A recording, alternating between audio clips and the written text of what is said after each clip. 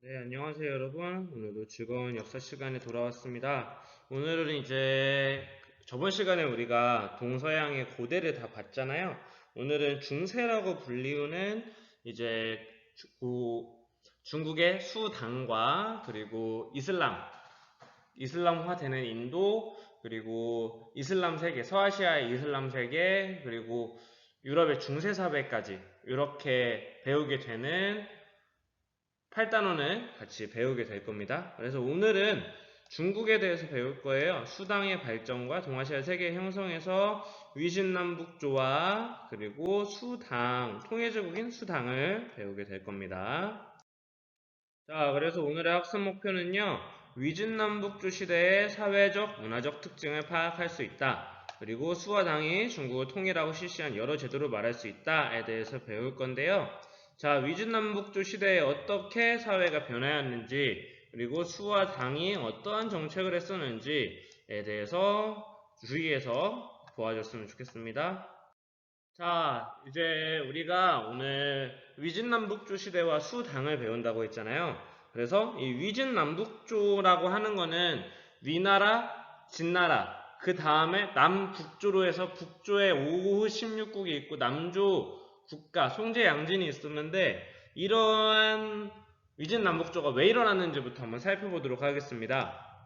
자, 후한이 분열을 하게 되고요. 이렇게 후한이 우리가 저번에 배웠듯이 이제 전한에서 신나라가 있다가 후한으로 넘어오고 후한이 한건적인 난이 일어나면서 많이 분열했다 그랬잖아요.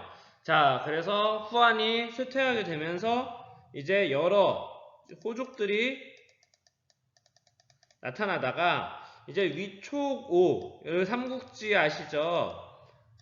유명한 이 삼국지가 여기 이 배경이에요. 56국이 등장하기 전에 삼국지가 이렇게 배경이 되는 삼국이 성립이 됐다가 위가 전국 통일을 하게 됩니다.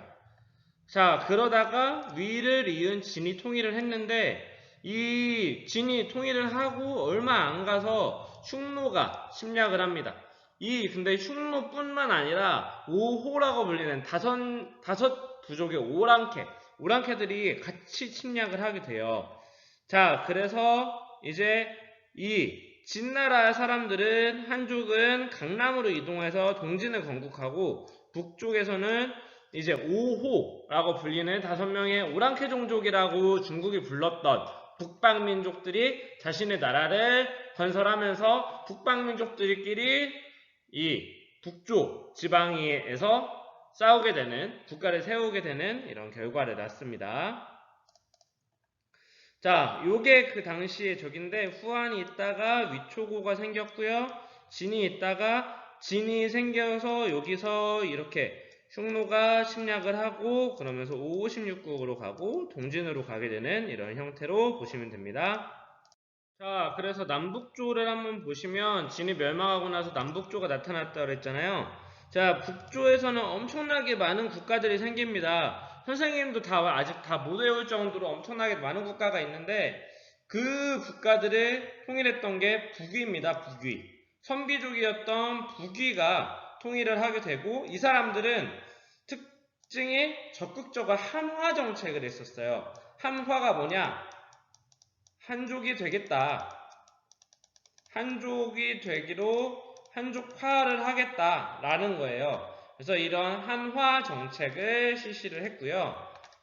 자, 여기 이 위쪽이거든요. 이 위쪽에 북조에서는 여러 나라 생겼다가 북위가 통일하고 나서 한화 정책을 했다가 뭐 북제, 북주 이렇게 나가게 되고요. 남조에서는 동진이 건국됐다 그랬잖아요. 동진이 건국된 다음에 송제, 양친의 왕조를 이루어져서 강남을 개발하게 되고 귀족 문화를 나타나게 되는데 이건 좀 이따 볼 거고 이 남조가 원래 이 북조에 있다가 내려온 국가잖아요. 잠깐만요.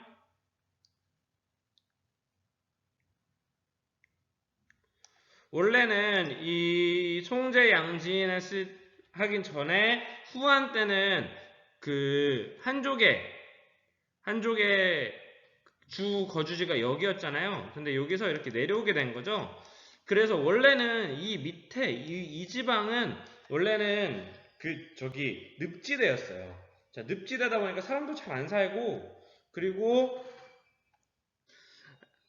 저기가 안 되기 때문에 사람도 안 살고 개발도 안 돼 있었는데 이 사람들이 이렇게 밑으로 내려오면서 이 남조의 강남 지방이 개발되면서 이 강남 지방이 지금도 굉장히 넓은 평야지대로 유명하거든요.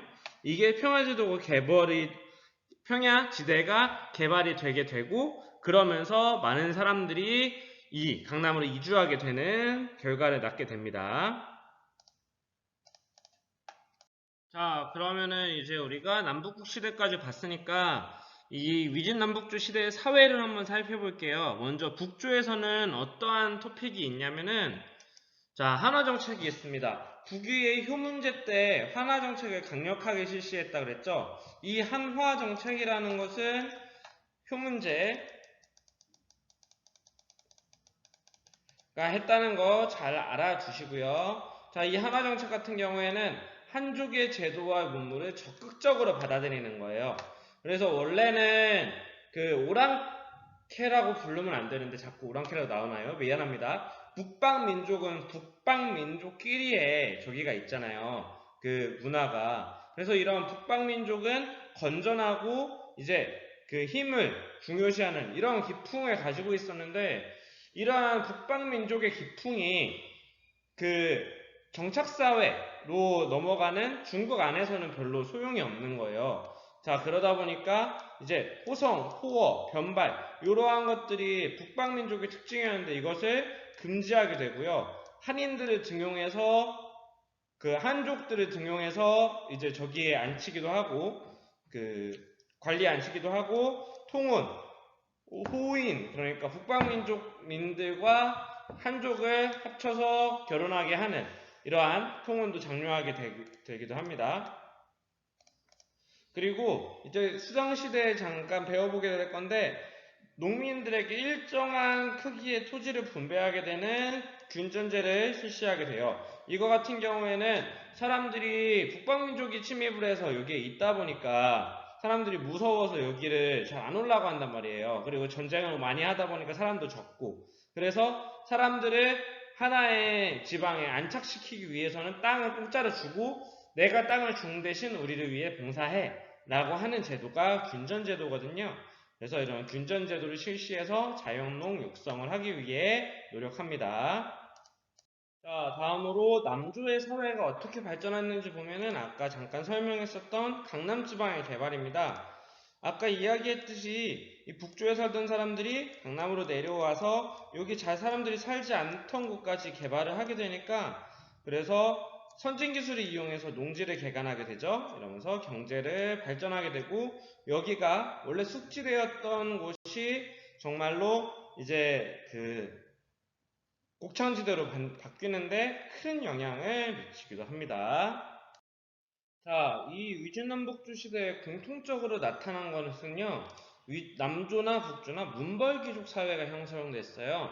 남조 같은 경우에는 강남으로 내려왔던 한족들이 자기네가 더 높은 사람이다라고 주장을 하면서 이렇게 문벌귀족 사회를 형성했고, 또 북조에서는 북조 나름대로 북방민족에서 우월했던 사람들과 한족에서 원래 귀족이었던 사람들이 본인들이 귀족 행세를 하면서 문벌귀족 사회를 형성을 해서요.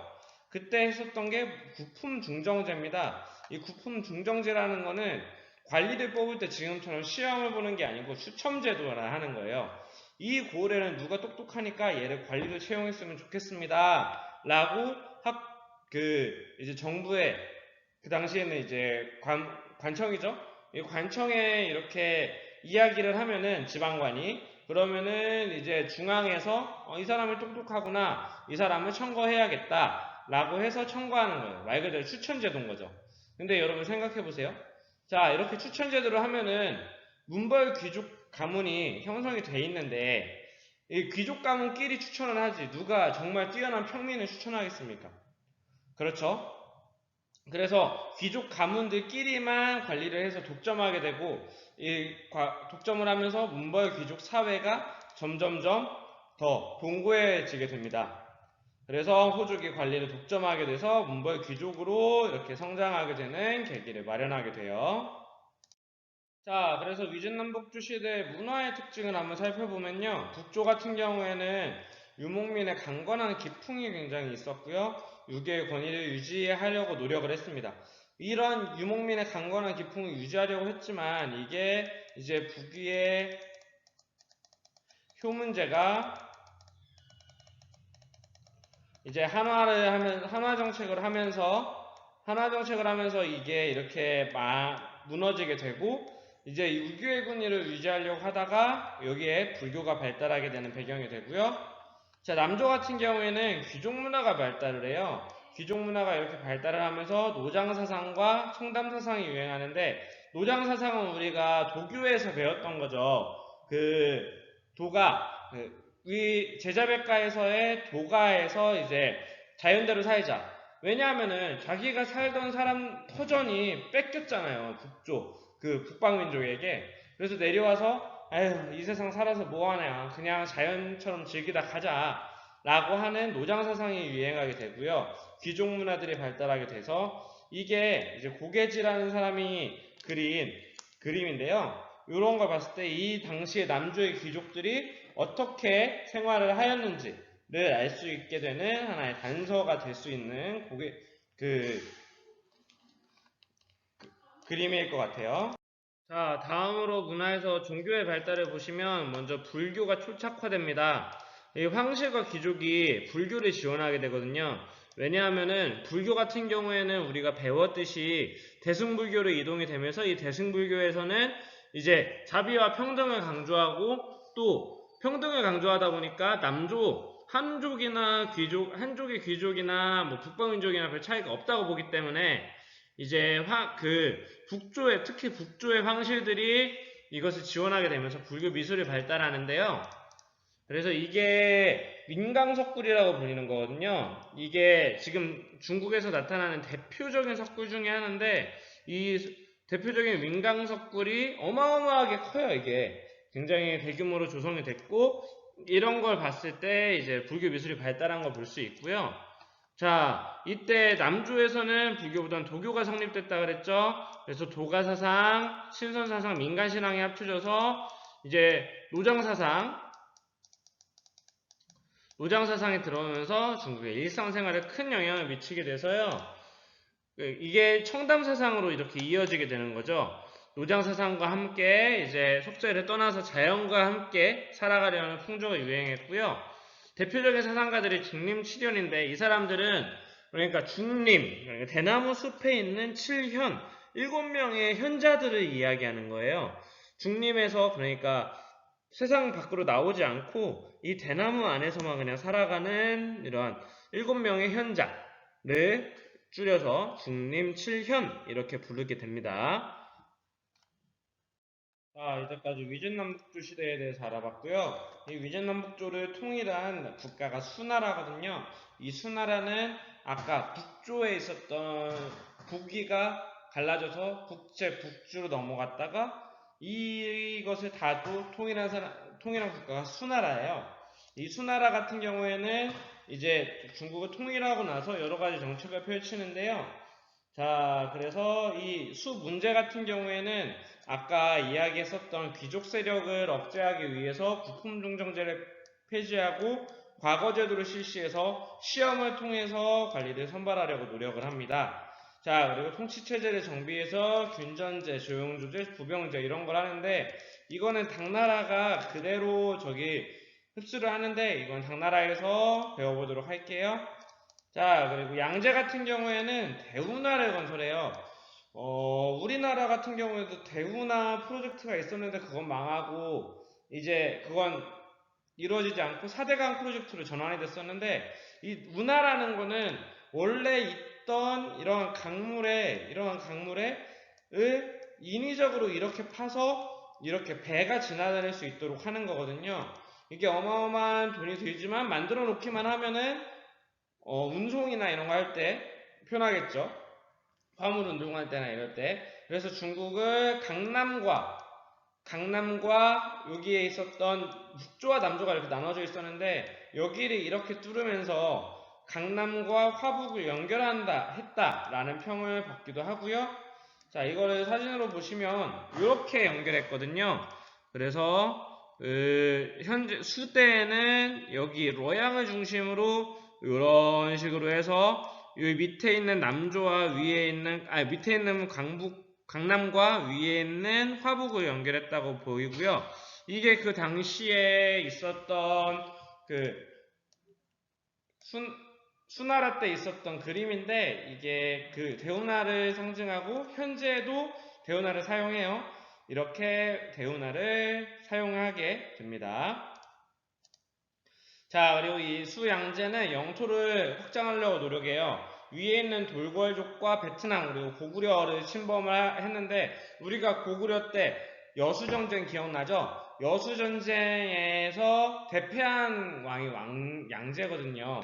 그래서 특히 고구려를 포함한 무리한 대외 영정과 대운하를 만드는 등의 대토목공사를 함으로써 국력이 쇠약해지고 결국에는 멸망해서 당나라의 이 통일왕조를 물려주게 됩니다. 자, 다음으로 당의 성립입니다. 당나라는 수나라가 망하고 나서 수나라의 귀족이었던 당나라 당고조 이연이 이제 만들고요. 자, 그래서 이 당고조는 당안을 수도로 해서 당을 건국하고 수를 멸망시킵니다. 그 이후에 이제 당태종이 나타나는데요. 자, 수나라 같은 경우에는 이제 무리한 토목공사나 그 무리한 대원정으로 망했잖아요. 이 무리한 대원정을 했었던 이유가 그 주변에 있었던 그러한 나라들을 무리하게 정복하려고 했던 건데, 이 당태종 같은 경우에는 그러한 나라들을 이제 그 자기의 밑으로 포섭하려고 노력을 했고요. 또 이 사람이 당태종인데 제국의 기틀을 또 완성해요. 그 이제 수나라 때부터 나타나던 율령 체제를 완성을 하고요. 그리고 정복 사업을 해서 동아시아의 돌궐을 정복하는 한편 이제 저기 그 고구려도 또 침략하는데 또 고구려가 막죠. 우리 여당전쟁 배웠었죠? 자, 여당전쟁 이후에도 이제 계속 정복 사업을 하고 또 그 유목민족들을 자기의 편으로 포섭하려고 노력을 합니다. 자, 그래서 이제 수대부터 시작해서 정확하게 얘기하면 위중남북조의 북조부터 시작해서 태종 때 완성된 삼성육부제를 한번 살펴볼게요. 삼성육부제를 포함한 당의 제도를 살펴보면요. 먼저 정치제도는 삼성육부제예요. 이 삼성육부제는 우리가 발해 할 때나 고려 때 배웠었죠. 발해는 당나라에서 받아들여서 본인만의 색깔로 입혀서 이렇게 삼성육부제를 시행했었고, 고려는 이를 좀 이제 바꾸어서 이성육부제로 실시를 했었죠. 이 삼성육부제는 황제 밑에 이제 중서성이 이제 거의 지금의 행정부 같은 역할이고요. 문화성은 이 사람들을 견제하는 국회 같은 역할을 한다고 보시면 되고, 요게 이제 행정부에서 밑으로 이런 식으로 이제 실질적인 업무를 한다고 보시면 될 것 같아요. 자, 다음으로 지방제도는 주현제인데요. 이제 우리가 진나라나 한나라 때 배웠던 군현제에서 이제 주가 위에 있고 그 밑에 현을 두는 주현제로 해서 그 주현에 지방관을 파견하는 역할을 했고요. 자, 다음으로 토지제도입니다. 토지제도는 우리 위진남북조에서 잠깐 배웠듯이 균전제였어요. 그래서 농민들에게 일정한 토지를 지급하고 그 일정한 토지를 경작하게 하면서 그 사람들이 뭐 세금을 내거나 군사에 동원할 수 있도록 이러한 식으로 이렇게 통치에 힘을 썼고요. 이러한 균전제와 이어서 조세제도로 조용조제도, 조가 곡물이고요. 토지세, 그리고 토지세로서 곡물, 용이 노동력, 그리고 조는 비단 조자예요. 그래서 옷감을 걷어들였고요. 군사제도는 부병제도였습니다. 이 부병제도는 토지를 지급받은 병사, 균전제로 인해서 토지로 지급받은 경사는 이제 무조건 복무를 해야 된다라는 규칙을 가지고 있었어요. 자, 이렇게 태종이 기틀을 세웠던 당나라는 현종 때 강남에서 이제 농업과 수공업, 아까 우리가 배웠었던 남조 에서 발전했었던 이러한 강남에서 농업과 수공업이 발달하고 대외무역이 발전하고 또 수나라 때 만들었던 대운하가 잘 이용이 되면서 이제 그 당시에 당나라의 전성기 그리고 문화의 황금 시대를 나타내고요. 자, 쇠퇴는 이제 8세기 중반에 안사의난이라는 게 일어나요. 그 당시 지방관이었던 알록산과 사사명이 일으킨 난이 이제 그 전체, 당 전체를 내전에 휩싸이게 만들었고요. 그러면서 이제 지방 절도사들이 세력이 성장하게 되고 이걸 막는 과정에서 그래서 군전제와 부병제가 붕괴되고 양세법과 뭐 이제 모병제 요렇게 나타나게 돼서 이제 점점 더 그 국가의 통제를 벗어나게 됩니다. 농민들이. 그러면서 농민의 반란인 황소의 난을 겪은 이후에 이제 당을 멸망하게 돼요. 자, 이렇게 간단하게 우리가 당은 알아봤지만 사실 당나라는 꽤 오래간 국가였고요. 그래서 굉장히 찬란한 문화를 지니고 있었거든요. 이 당 문화의 특징은 뭐냐면은 굉장히 귀족적인 문화였어요. 북조와 남조를 합친 나라다 보니까 남조의 귀족적인 문화도 그대로 받아들였거든요. 그래서 이백이라던가 두보 이러한 사람들이 시를 굉장히 잘 쓰기도 하고요. 이백 같은 경우에는 우리가 굉장히 잘하는 시인이죠. 자, 그리고 당삼채라고 하는 도자기가 있는데 이게 당삼채거든요. 근데 이 당삼채를 보시면은 이게 도자기예요. 이게 도자기 기법으로 만들었는데 이러한 걸 봤을 때 조금 아라비아 색깔 그러니까 서양의 색깔이 좀 나죠. 이러한 것이 귀족적인 문화인 동시에 그 세계적이고 개방적인 문화라고 볼 수 있어요. 그리고 또 훈구학이라고 하는 한때 만들어진 유학을 공부하는 훈구학이 발달하고요.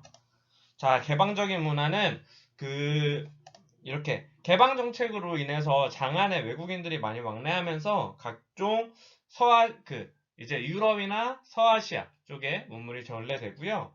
이게 그 당시에 이제 당나라에 왔던 많은 국가의 사절인데 우리 발해 국가의 사절도 보이고요. 그리고 아라비아 국가의 사절도 보이고 인도의 국가의 사절도 보여요. 그래서 이러한 걸 봤을 때 굉장히 개방적인 문화고 서역에서 외국인들이 많이 돌락거렸구나 라는 걸 알 수 있고요.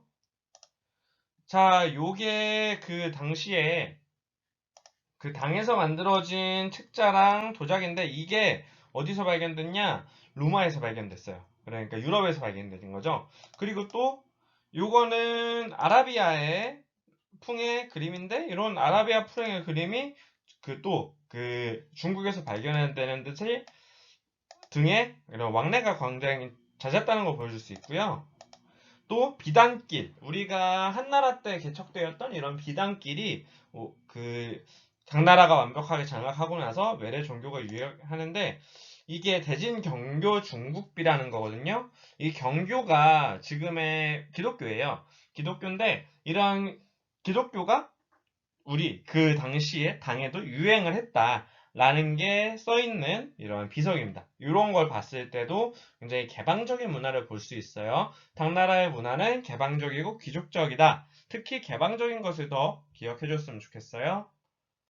자, 이번 시간에는 우리가 수당에 대해서 알아봤어요. 수당 전에 이제 위진남북 쪽까지 알아봤고요. 오늘은 이제 위진남북 쪽 수당의 중국에 대해서 배웠다면 다음 시간에는 이 중국에서 발생한 여러 가지 제도들이 이제 그 동아시아에 퍼지게 되는 동아시아 세계가 나타나고 또 이런 동아시아 세계 중에 하나인 일본에 대해서 배워보도록 할 거예요. 오늘 수업도 집중해서 들어준 친구들 정말 고맙고요. 다음 시간에 바로 보겠습니다. 오늘도 고생했어요.